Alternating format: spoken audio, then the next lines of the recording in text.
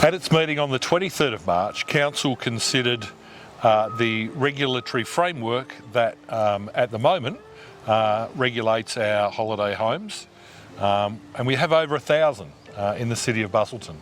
Holiday homes have been part of the landscape down here for many decades, and people love to use them as an alternative type of accommodation.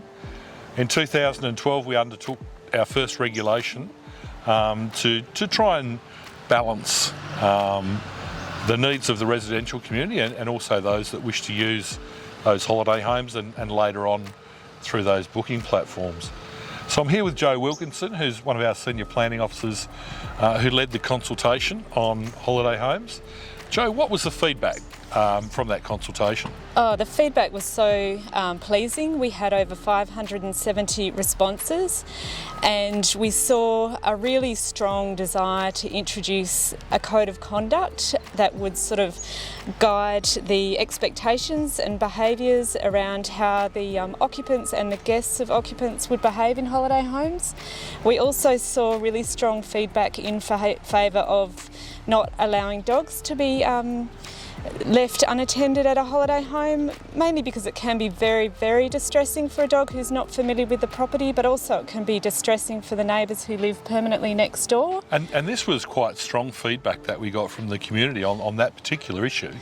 People going out all day, yes, enjoying a tour around the countryside, but their dog in unfamiliar surroundings, causing distress to the neighbours and to the animal, and that people should either take the dog along or maybe break their trip up and not leave the dog unattended all day. That's right, and I think people understand that if you were to travel overseas or perhaps go and stay with a friend or a family member who doesn't have a secure yard, you can't always travel with your pet.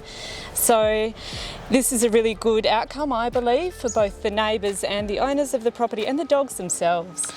I think some of the concerns of the feedback have been, I've got to shut my party off, or I've got to shut my dinner or my barbecue outside gathering at 10 o'clock, bang, that's it. It's more of a reasonable test, isn't it? You know, if you're sitting and enjoying a couple of quiet drinks with your friends, no one's going to send the police around to shut you down. This is about just normal behaviour you would expect in any residential setting. That's exactly right, and I think the test would be, can we hear people beyond the property boundary? And if you're having a reasonable dinner party, you're inside, you can still play some music and have a great conversation and a good laugh without disturbing people next door who might have to go to work next day, they might have young children, you know. It's suitable for everyone, I think. I think it's fair to say the operators and the managers of these properties are supportive of the code of conduct as well. Absolutely. And they see that as being an essential part of delivery of that service and respect for their neighbourhoods that they operate in. So I think that's been really fundamental in that both the operators and the residents are being listened to in developing this code of conduct.